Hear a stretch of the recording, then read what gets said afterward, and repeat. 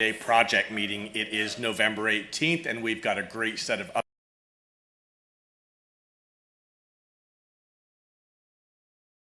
meeting with Friends of Mozilla, the developer relations team,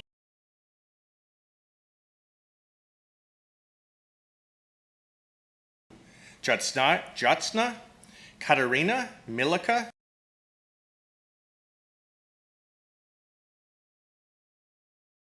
workshops this past week at various conferences and events around the globe.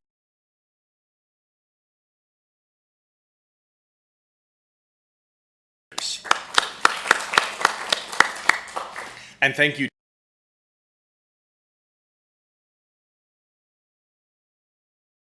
this last week, and would like to recognize them on the Firefox project call.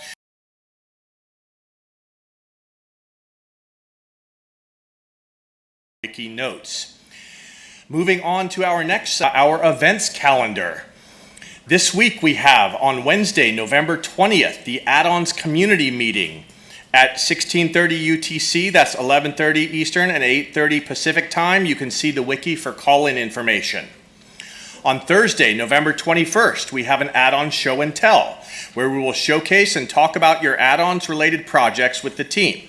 See the agenda for call-in information. That's Thursday, November 21st, 15:30 UTC, 10:30 EST, and 7:30 PST. We also have, on Thursday, November 21st, the Stark Future of Trust Online, Mor Naman of Cornell Tech at 10 a.m. Pacific time.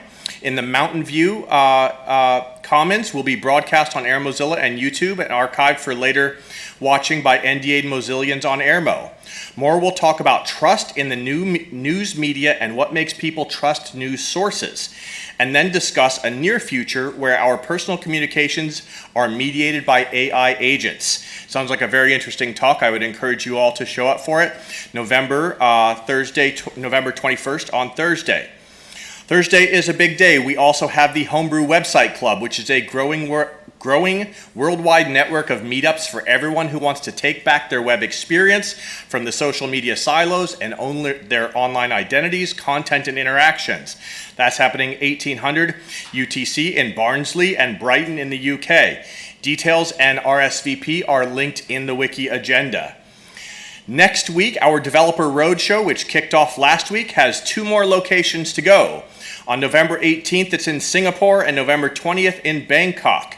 There is a Dev Roadshow Asia website link in the wiki for more information. And as is customary, we have a long list of later events and available tickets you can check out in the wiki. With that, we move on to our speakers. This is our weekly updates from across the Mozilla project. We start off with an update coming from me, your host, Asa Dotzler, on Firefox over this last week.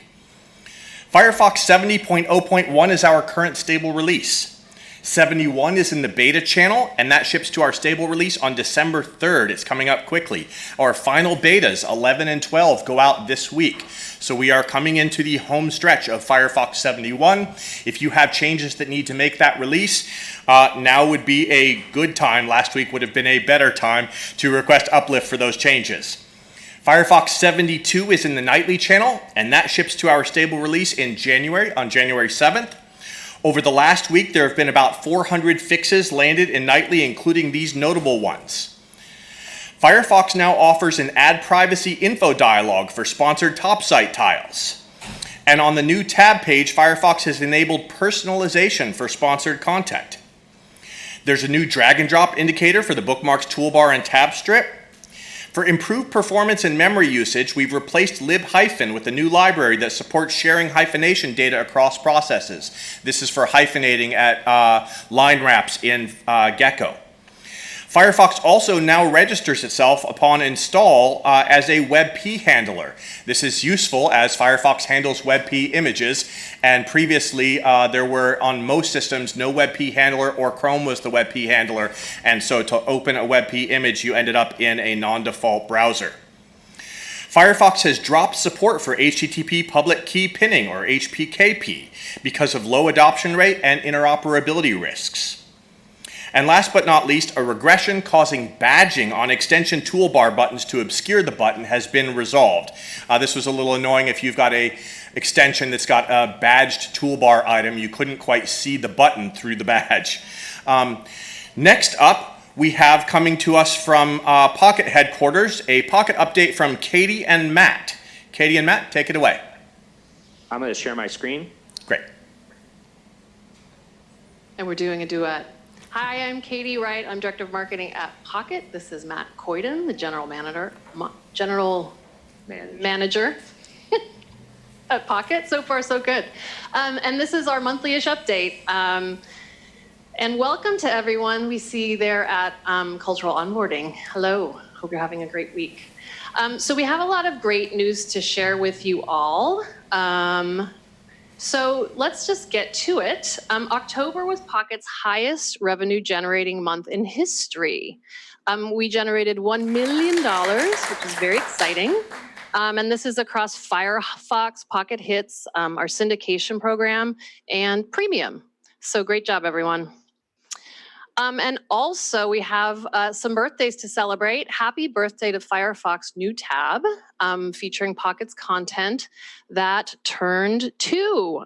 We launched the Firefox new tab in 2017 with Firefox Quantum.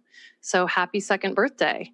And a lot of accomplishments for a 2-year-old. 155 billion recommendations, 40,000 stories shown, and 44 million new tab users.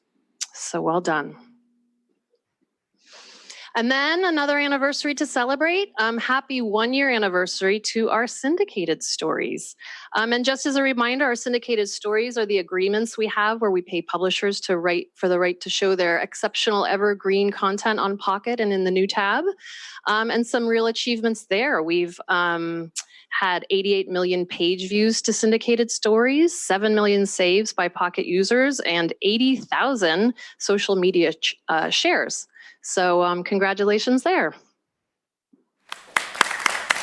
Woo. And then gone live. We have something new to share here that's gone live. And this is really actually very exciting for us at Pocket. You can become a new Pocket user now simply by signing up for Pocket Hits.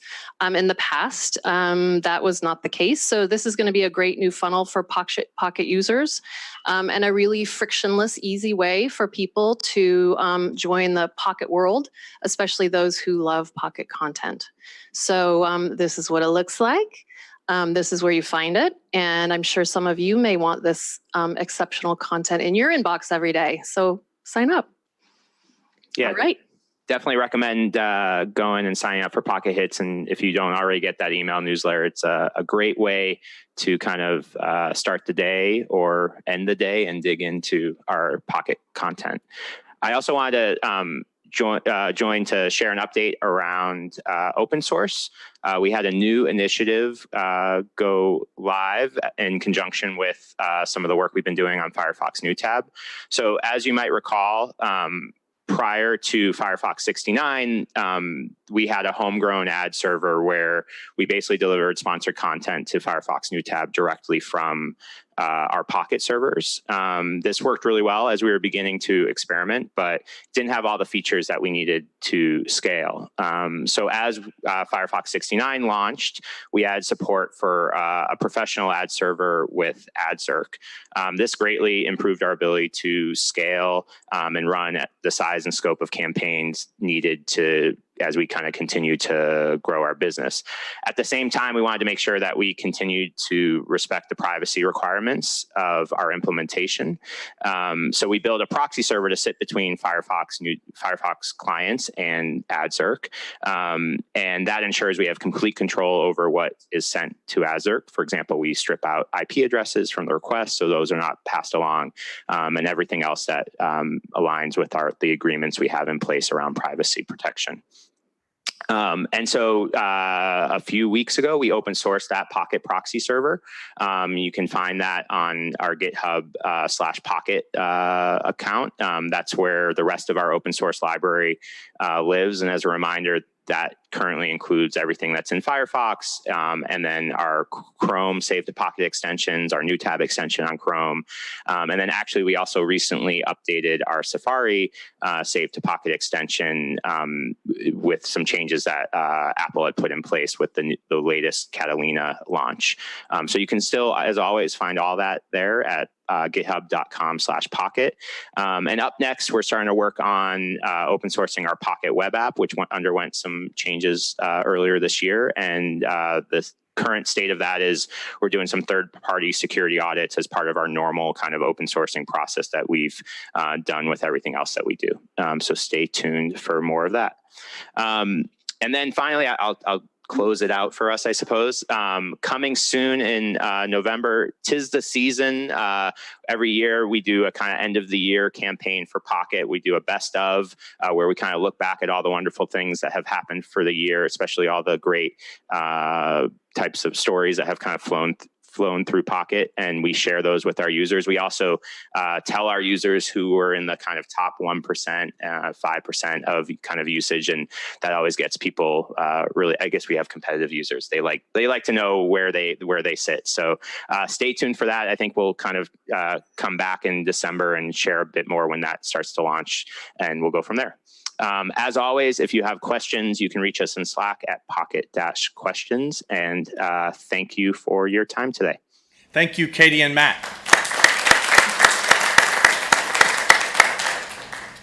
Next up, we have Lars coming to us with an Emerging Technologies Weekly Update.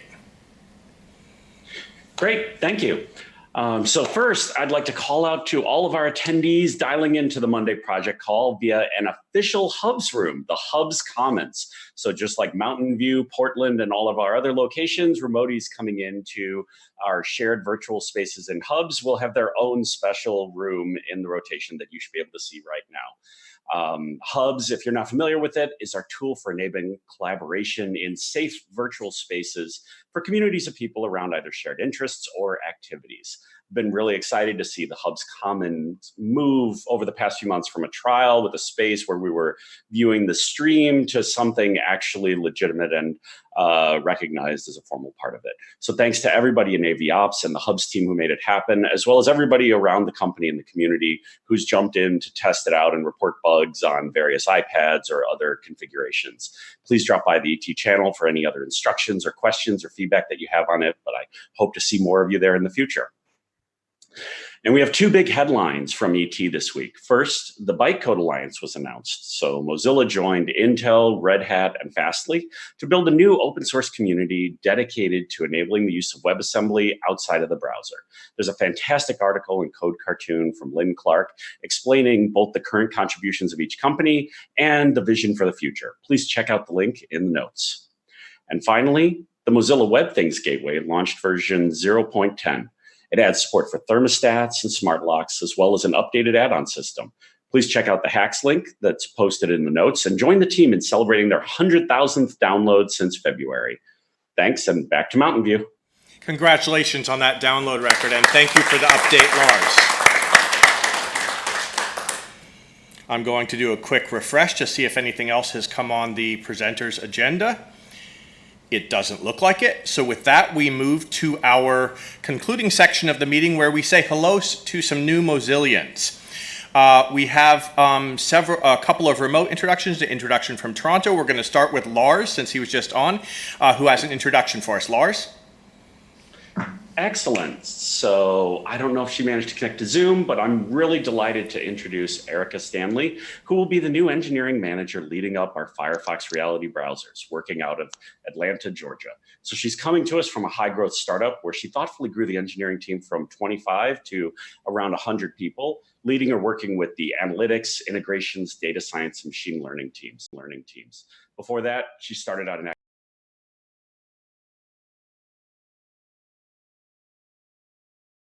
hello. Welcome, Erika.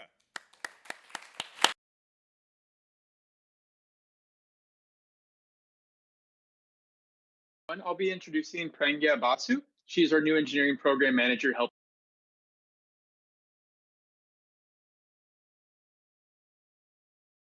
She's remotely based out of Waterloo, Canada, and she has over 17 years of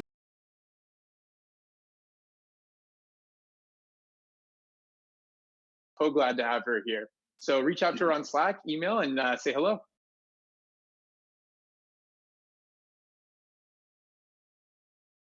Next up, we have Julian with an introduction.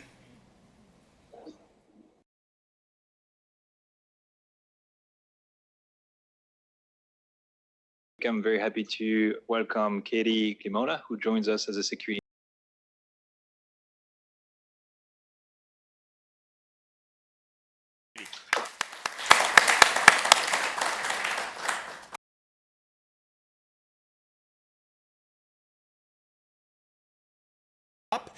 We will see you same time, same place next week. Until then.